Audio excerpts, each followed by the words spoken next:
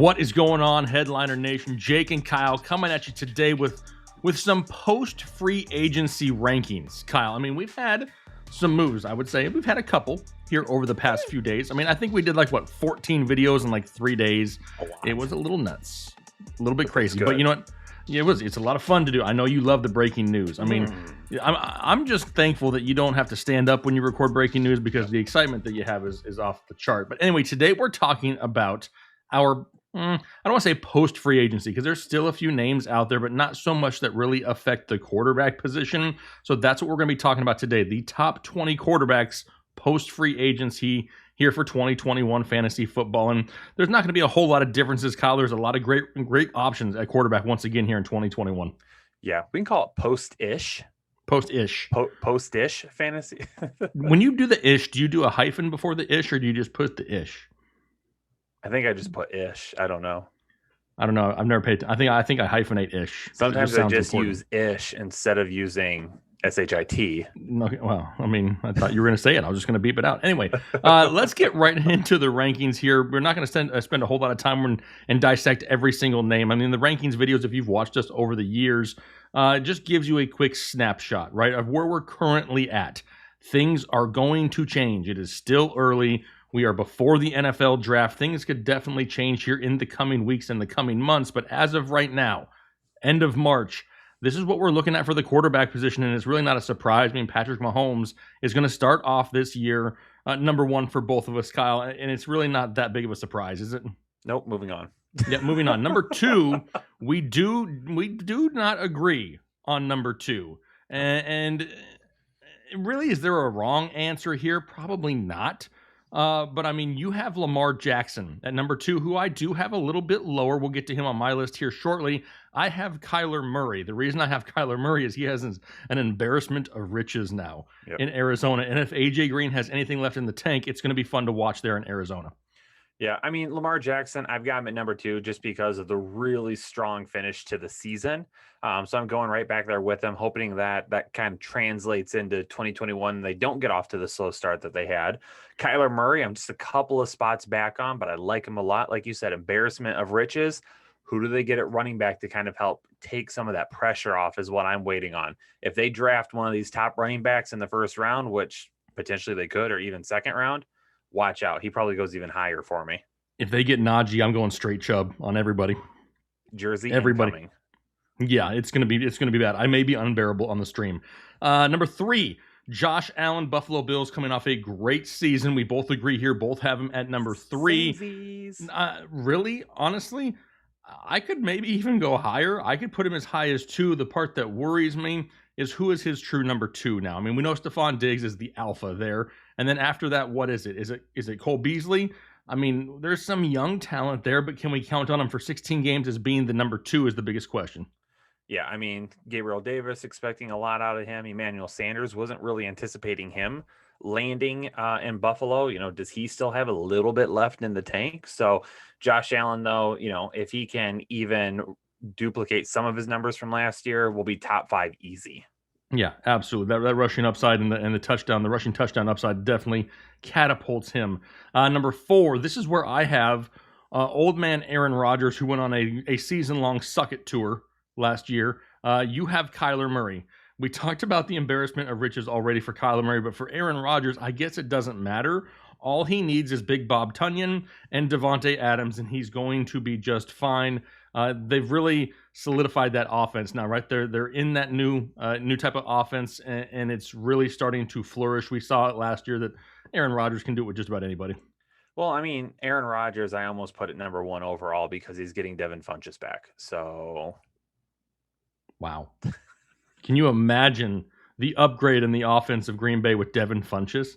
I mean, I don't even pay attention. If you could have said he's out of the league, and I probably would have believed you. I really don't care. He's back, baby. He signed a 2-year deal. Who cares? Anyway, moving on. Number five, you have Dak Prescott here at number five, which you know, anybody who's watched this channel knows we love ourselves some Dak Prescott. We have Dak attack, baby. Yeah, for years. I mean, we're not talking about, we're just, bandwagon. We've liked him for years, and we have video proof of that. You have him at number five. I have Justin Herbert at number five. I think Justin Herbert, we can call him if we're feeling a little bit fancy here right now. In his second year in this offense, has a great opportunity to go out and put up huge numbers like we saw last year. Dak, I love Dak. I still love Dak. What type of limitations do we see from Dak? I think we see more mental limitations than physical limitations. Can he trust that ankle again, moving around in the pocket? I think that's the biggest hurdle he's going to have to overcome. Dak attack, Dak a lack, Dak the sack, whatever you want to call him. Snack a Dak? Sack a Dak. Listen, the reason I've got Dak Prescott at number 5 is because, number one, you could argue that he may have the most talented wide receiver core in the NFL. So that's number one. Number 2, has the running back to keep the pressure off and keep defenses, on their toes. And number 3, I'm not 100% sold that this defense is going to be a ton better than it was last year, but all the offenses in that division got way better. Dak is going to have to throw it again, and he's going to be on a pace that's kind of crazy compared to what we saw last season too. Yeah, agreed. And you're right. They have a great trio of wide receivers, but can you imagine what the trio of wide receivers would have been back in Arizona like 3 or 4 years ago with Fitzgerald, Hopkins, and AJ Green? I mean, not that Fitz is for sure playing, but I'm just saying 3 years ago, that is amazing. Finish. I'm ish. Exactly. Hashtag ish. That's the word of the day, apparently. All right, moving on. Number 6, I have old man Tom Brady at number 6. You have Aaron Rodgers here. For me, I mean, honestly, this year I didn't have Tom Brady this high, but what we saw from Tampa Bay end of season, when the offense really clicked, where they figured it out, where they fully committed to it and it just worked down the stretch, they were borderline unbeatable. And now they get 16 games of that. So I love Tom Brady. Fantasy purpose-wise, they kept him clean. They kept him upright. I got him at number 6. You with Aaron Rodgers. Yeah, I mean, I've got Tom Brady a little bit lower, and it's nothing against Brady. It's just that defense is going to be really, really good again this year. How many times do they get into a position where they don't just have to, sling it the entire game? If that happens, I think it caps his upside maybe a little bit. But I mean, he's going to fall anywhere in like that 6 to 11 range that we have him. He could be anywhere in there. Right. Number 7, I have Russell Wilson. This is where you have Justin Herbert. For me, Russell Wilson, we saw at times last year, right to start the season, he was the number 1 fantasy quarterback for a few weeks. We already know that they want to rely a little bit more on the run in Seattle. We haven't seen Russ running as much in the past. Maybe we did early on in his career. He still has big weapons, though. He still has DK Metcalf. He still has Tyler Lockett. There's still options there for him in Seattle. I still think he's a safer option, with the ceiling slightly limited. I got him at 7 right here where you have Justin Herbert. My only concern with Russell Wilson is, number 1, they've said that they're recommitting to the run game, which you uncommitted, Pete Carroll, calm down. Why? Take your gum and go chomp on it somewhere else, because you're a little Feisty. OC right now, Petey. Feisty. But listen, my concern is A, they've come out and said we want to recommit to the run, and B, they were really inconsistent down the stretch last year. Like you said, very, very good to begin the season, and then it was like that offense just. So I want to see them get back. I want to see them committed to still passing it, not saying, oh, we're going to try and run on 1st, 2nd, and 3rd down every single time. Let Russ sling it a little bit. But if they don't, then I think his upside is capped. And that's one thing that worries me. Number 8 may be one of our biggest differences out of these entire rankings. This is where I have Lamar Jackson. You have Lamar Jackson all the way up at number 2. I have him at number 8. I'm not going to be one of those guys that come out and just bash Lamar Jackson and his inability to throw the ball consistently down the field. But it worries me a little bit. I think that fantasy-wise, we are so dependent on the rushing stats. And look what happened when we didn't get those stats first half of 2020. A lot of people wanted to jump ship from Lamar Jackson. They're already talking about trying to bring in another big name. I mean, there's been a lot of rumors of people going there. Do they draft somebody in Baltimore? I have my concerns. I still think he's a solid, quarterback 1, but I got him at 8. At number 8, this is where you have Deshaun Watson. Yeah, and I'll say this about Deshaun Watson. I don't know what in the world's going to happen, and he could very well not even be in these rankings in the next few weeks. So I would take where I would take where we have Deshaun Watson with a grain of salt, and just kind of let this legal process play out, and then we'll go from there. Number 9. Now, this is where I have Dak Prescott. I have him a few spots lower than you. And like I mentioned a little bit earlier, I think it's just I want to see him out on the field and throwing the football. I mean, that was a gruesome injury that he suffered. The weapons are there. We know the talent is there. They're now committed to Dak. Love Dak. I just want to see him, be a little bit healthier before I creep him up these rankings. Now, if we get an off-season program, if we start to see Dak Prescott moving around a football field and he looks healthy again, he's going to climb up inside my top 5. That's how much I love Dak Prescott as well. For you, this is where you have Russell Wilson at number 9. I love Dak, and that's a fact. Anyone disagrees, you're a complete hack. Or you're completely whack. No. Why would you come in and change the words to my perfect melody? Perfect melody. Perfect is a tough word to use. I was trying to give people an alternate, ending. Is all I was doing. Anyway, leaving it open-ended for them to complete it if they wanted to on their end. Maybe they do. Put it down in the comment section. How would you have ended that epic bar that Kyle just dropped? Number 10 is where I have Deshaun Watson. We just mentioned Deshaun Watson. We need to let this play out. Don't read too much into any of these rankings. We're not going to sit here and assume things are true or assume things are untrue. That's not our spot or our business to decide.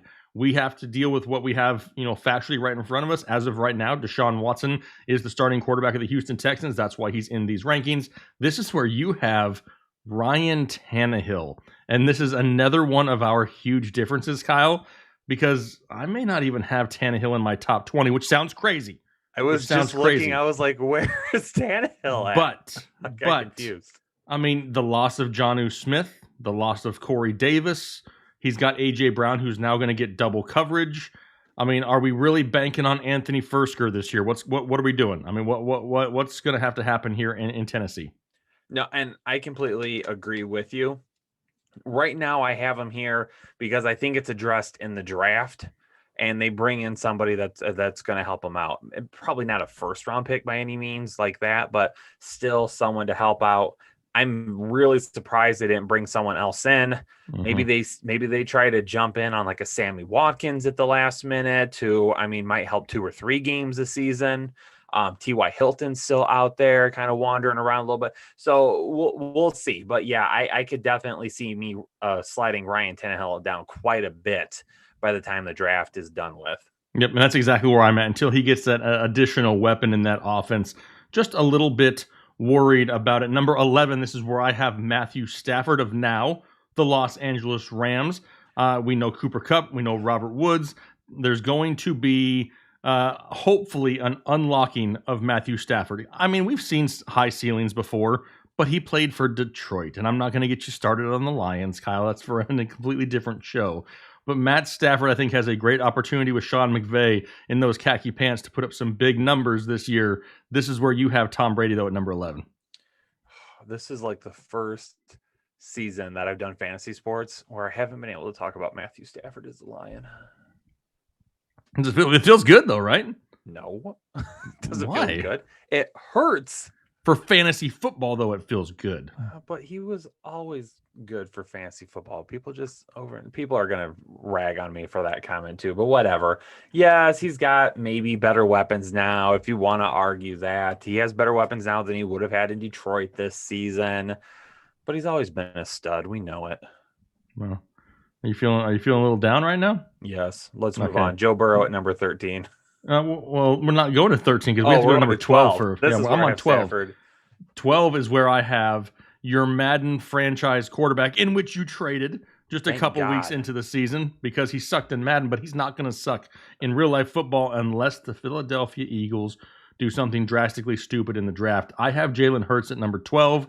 We saw 2 different styles of Jalen Hurts last year, right? We can see the guy rushing for over 100 yards. We can see him throwing for over 300. He's kind of what we want Lamar to be. You know what I mean? We want that passing upside from Lamar. We don't get it. You get it with Jalen Hurts, and now hopefully he gets a little bit more of an opportunity with some better weapons, some guys who were maybe a little bit younger last year. I'd like to see Jalen Reagor come out and have a solid year. I'd like to see him address it more in the draft. I have Jalen Hurts at number 12. This is where you have your boy Matthew Stafford, who we won't talk about anymore. Will a star be born in Jalen Hurts? Man, put that man's face on some T-shirts. Don't eat too much Philly's cheesesteak, though. You'll get the squirts. What the hell is going on tonight? What? I don't know. Are you feeling the I can flow? rhyme Joe Burrow. Are you feeling the flow tonight? I'm feeling it. If we were live, would you let it flow right now? Probably. I need some more hydration. I'd give it like 10 minutes or so. Okay, but you're on the verge of it. All right, so like you said, the next one is Joe Burrow, and we agree on Joe Burrow here. We both have him at number 13. He's still on track, according to him, to be ready week 1 of the season. Now, we know about T. Higgins. Love me some T. Higgins. Got Tyler Boyd. There's some options. There's some decent options.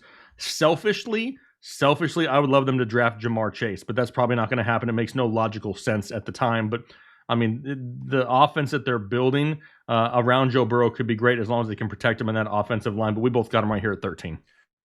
Yep, and he's on track, it looks like. Last time I read, he's running, he's throwing. Looks like he's going to be ready to go week 1. Unless that changes, I don't plan on moving Joe Burrow back very much. Yep, number 14, Daniel Jones of the New York Football Giants. He now has Kenny Golladay as a big play weapon in that offense. They got options in New York for him, right? We know about Sterling Shepard, Darius Slayton. There's guys, Saquon Barkley coming back, should be healthy. Evan Ingram, I mean, he'll play whether he disappears or not, and he'll play. He'll be out there. There's a lot of weapons for Daniel Jones. Almost one of those things where no excuses anymore, right? If he can't perform with these guys this year, he may not be the future. I got him at number 14. This is where you have Jalen Hurts. Daniel Jones, a little bit of some mixed feelings right now. I like the potential.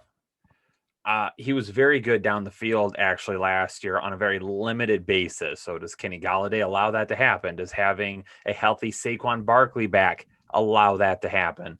We'll see. I'm going to let this play out a little bit more. I want to see what happens in the draft, but I'm thinking right in this area, I've got him just a tad behind you at number 16. Yeah, I mean, you said we'll see, and for a second there, I thought you called him a wussy. But I misheard. I'm like, dang, leave Daniel alone. Number 15, Kirk Cousins for me. Now, Kirk Cousins, I think he's just going to be one of those guys who's just a reliable option, right? For fantasy football, we know, Justin Jefferson's going to be a beast in that offense now. Adam Thielen's going to continue to be solid. We got Dalvin Cook in the backfield. Is Irv Smith Jr. unlocked this year? Kirk Cousins may be one of those guys who isn't going to always get you 30 fantasy points on a weekly basis, but the ceiling's going to be there, but the floor is going to hover right around 18 points a week or so, which isn't bad. That's a solid quarterback too, and I got him at 15. This is where you have Atlanta Falcons quarterback Matt Ryan. Look it. Y'all be turning your back on my boy Matt Ryan. He's about ready to turn up the heat so high he'd be frying. You want to disagree with me and look the other way? You be lying. Did you type all these out ahead of time? I did not. I'm coming up with all these on the spot. These are straight off the dome? I have nothing. The only thing I have sitting here is my glasses and paper, but that doesn't have anything on it. It's got. I don't know if I'm impressed or scared. It's got a bunch of notes about free agency. That's the only thing on it. Perfect. Well, anyway, I mean, you're on a roll tonight. All right, number 16. This is where I had Matt Ryan, so one spot lower than you. I think that this offense in Atlanta, it's got to go up, right? Not very many areas to go other than up in Atlanta, but with Julio Jones and Calvin Ridley, Matt Ryan's going to have to throw the ball. This is where you have Daniel Jones, like you mentioned a little bit earlier, a few spots lower, just because you don't quite believe in Daniel Jones. He's a wussy. You think he's a wussy? Stop. Because listen, I've made some friends on Twitter that are Giants fan because I'm the only person standing up for them. If we talk bad about them now, then they're all going to end up hating me. We can't have that. No, exactly. Because everybody else just wants to hate on everything else. Number 17. You don't have him in your top 20, but I do. It's Ben Roethlisberger. Sure. His elbow may fall off by week 12. That's a legit possibility. You need an insurance policy if you draft Ben Roethlisberger. But with Juju coming back, Deontay Johnson, Chase Claypool, James Washington, really no backfield as of yet. I do expect them to address that here in the coming months. But Ben Roethlisberger in this offense, they're going to continue to throw the ball, and with that amount of weapons, I can't just completely ignore him. If he was a little bit healthier and younger, he'd be way higher up these rankings. But for right now, I got him at 17. You have Indianapolis Colts quarterback new quarterback, Carson Wentz, there at 17 for yourself. If I rhymed Ben Roethlisberger right now, would you be super impressed? I'll give you $100 right now if you can do it. Yeah, I don't have anything. Well, all right, well, deal's up, because I was like, man, there's nothing that rhymes with Oh, he's Roethlisberger. back. Big Ben Roethlisberger. He looks so good out there. He's as sweet as sugar. No, that wasn't good. It was good. That wasn't good. I can't think of a third one, though. That wasn't that great. Moving on. Say something about Carson Wentz. Talk about Carson Wentz, dang it. He's in your rankings at 17. Carson Wentz, kind of the same thing. You know, what are they going to do? Potential another weapon there. Are his guys going to be healthy? Paris Campbell coming back from an injury. No more T.Y. Hilton.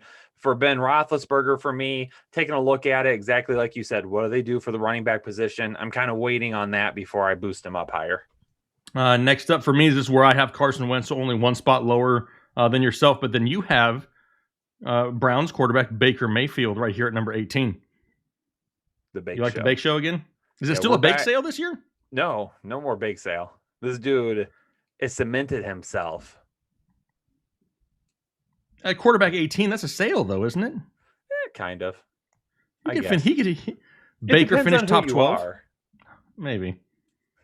I mean, with Baker Mayfield, I think the ship is kind of sailed on him being like the next Brett Favre. Yeah. I've never said that. Let me clarify that right now. Me neither. I never said that he would be the next Brett Favre. Neither did Jake. I think some people made that comparison, like, oh, he's a gunslinger. I mean, he's going to take these type of chances. He's got stuff like that. That's not going to ever be his upside. I think what we saw last year is his upside, and I'm fine with that. He'll probably be a guy in a 2 QB super flex league. You draft him as your QB2, and you're absolutely happy with that. In a 1 QB league, he's probably on the waiver wire, and you use him as a bye week fill-in or if there's an injury. Yeah, it's absolutely. all going to be through the run game, though. But the way he played last year, that's good. That he's earned his first overall pick status. People got to get off the man's back. Yeah, exactly. The Kevin Stefanski offense was the best thing to happen to Baker Mayfield because it took all the pressure and weight off of his shoulders because they're going to rely on that running game and really doesn't make Baker have to force things all 4 quarters, which limits the turnovers, which makes him more efficient, which is better all around. Does hiring Kevin Stefanski make up for all the other blunders the Browns have ever done? Not yet. If they get to the playoffs 2 years in a row, though, yes. Is that the next step forward, or is like division winning Super Bowl? No, they just got to get there. They're the Browns. They just got to get there. Okay. That's like the Super Bowl. They just got to, if they can start to be a perennial, playoff team every year, yeah, that's good enough for now. What about number 19? This is where I have Tua of the Miami Dolphins as of right now, at the time of this recording. You have the incoming rookie, assumed number 1 overall pick, Trevor Lawrence, probably in Jacksonville. For me, last year, Tua kind of got a raw deal, right? Coming off of a major injury with no rookie camps, no preseason, no nothing. I mean, he got thrown to the wolves there. They weren't a great team overall. They're getting a lot better, but Tua didn't play bad. He was more of a game manager last year. This year, they're going out. They got Will Fuller. They're going to open up the playbook a little bit more, and I think Tua is going to surprise some people. Yeah, I mean, and I have never come off the Tua bandwagon. I like him. I think he is going to be a good NFL quarterback. I have absolutely no issues with Tua. I think at this point, I'm kind of looking at, do they try to add another weapon? Imagine if they draft Rondell Moore to play out of the slot. Oh my God. I want the Lions to take him in the second round, but that might not end up happening. If it's what you want, it's not going to happen. Exactly. But also, are they going to add a running back in the draft? Does that end up happening as well? So again, just kind of some wait and see type things. I mean, you've got Tua here. I've got, Trevor Lawrence, who doesn't even have a team officially yet, but I think we're probably pretty sold on him going to Jacksonville at this point. I think that James Robinson is a fine NFL running back that will continue, maybe not numbers that we saw last year, but will help him. He's got 2 terrific weapons there. Maybe terrific is a strong word for DJ Chark because I'm not a huge Chark truther. But they added Marvin Jones. They've got Laviska Shenault. What did I do? Nothing. You said you're not a huge fan of Chark, and I mean, it hurts my heart because I'm not a big Chark guy. And it's not. I know you're not Chark. I'm all about that Chark week every once in a while. I think he's. I think every people once in a while. I think I'll everybody be on the bandwagon when it's like a good matchup. But you know why? It's because everybody else overhyped him.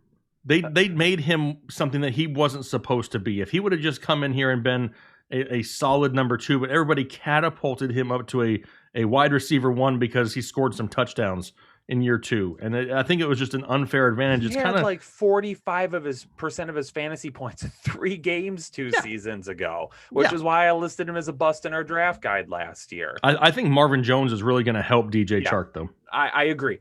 Yeah, serviceable wide receiver too. Why can't he be that? I think that's just fine. But you're right about the overhype.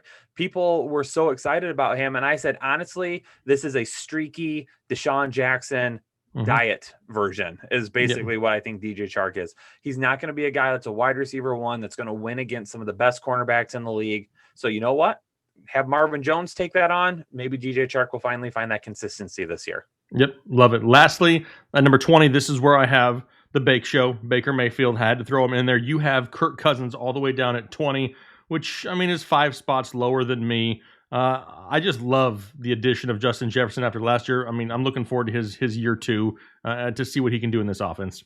Yeah, I mean, hopefully they utilize Irv Smith Jr. more as well. I think that will really unlock that offense to just a whole new level. But I mean, when you've got just a terrific, athletic, playmaking tight end that hasn't exploded yet, you've got Justin Jefferson, you've got Adam Thielen, you've got to be in the top 20. Yep, I agree, 100%. Yep, exactly, 100%. 100%. All right, those were our top 20 quarterbacks here early, right? It's still March. A lot of things are going to change, especially after the draft. We're going to be covering the draft. We'll be live streaming the draft. It's going to be a lot of fun. So make sure you hit the subscribe button. We're going to be doing giveaways and all kinds of fun things. Tell them, Kyle. Tell them to hit that subscribe button now. Well, actually, wait for the video to end. Then, do what you got to do. But anyway, and if you're looking for some more fantasy football content here later on in the year, don't worry, we got you covered. And right now, our draft guide is still available for pre-order for only $14.99. The price is going to be going up soon. You don't want to miss out.